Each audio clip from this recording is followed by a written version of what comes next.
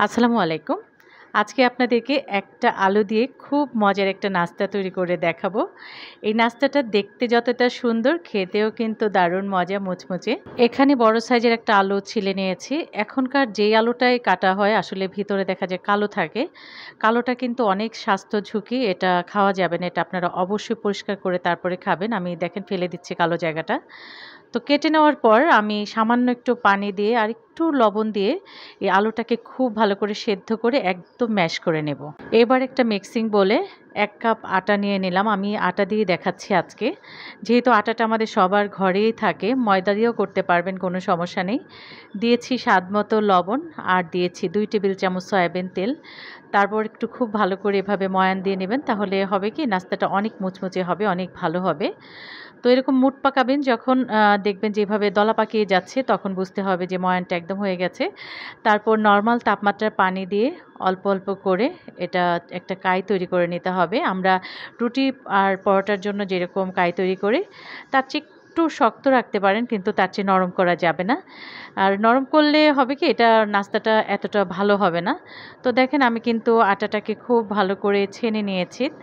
এবার একটা গোলাকৃতি করে সামান্য একটু তেল উপর দিয়ে দিব যেন উপর দিয়ে শুকিয়ে না যায়। এবার আমি ম্যাশ করা যে আলুটা আছে এই আলুর ভিতরে দিয়ে দিব ২ টেবিল চামচ পেঁয়াজ কুচি, দিচ্ছি কাঁচামরিচ কুচি স্বাদমতো, আর দিচ্ছি ধনিয়া পাতা কুচি, দিচ্ছি সামান্য একটু টালা জিরার গুঁড়া। এখানে গরম মসলা দেওয়া যাবে, আবার বাজারে কিন্তু অনেক ধরনের ম্যাজিক মসলা পাওয়া যায়, ওগুলিও আপনি ব্যবহার করতে পারবেন। যেটা থাকে আপনার ঘরে ওটাই দিবেন।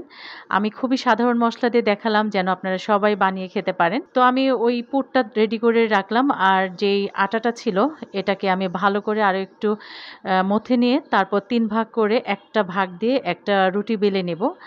আমরা যে নরমাল রুটিগুলা খাই ওরকম মোটা করে বেলে নিলেই হবে। দেখেন কিভাবে বেলে নিয়েছি, আর একটু বড় করে করেছি।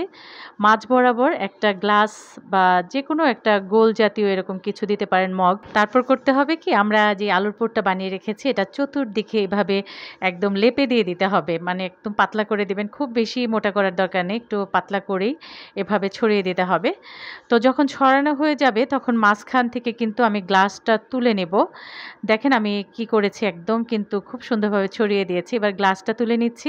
তারপর একটা চাকু দিয়ে মাঝ বরাবর কেটে নিতে হবে, আবারও মাঝ বরাবর কেটে নেবেন। আর এভাবে কিন্তু মাঝ বরাবর থেকে কেটে নিলে রোল রোল চিকন চিকন হয়ে যাবে।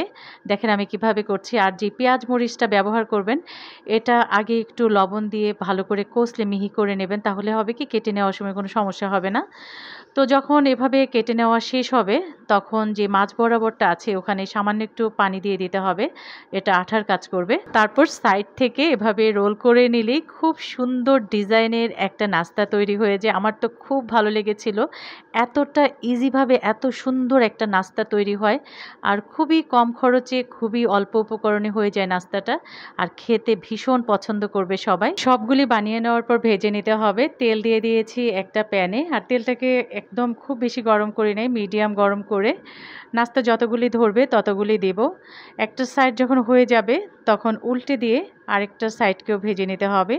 আর উল্টে পাল্টে যখন একদম সোনালি কালার হয়ে যাবে আর মুচমুচে হয়ে যাবে আপনি দেখলেই বুঝতে পারবেন, তখন তুলে নিতে হবে। আশা করছি আজকের রেসিপি ভালো লেগেছে।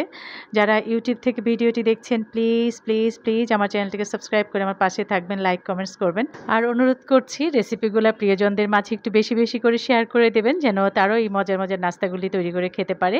আজ এই পর্যন্তই, আল্লাহ হাফেজ।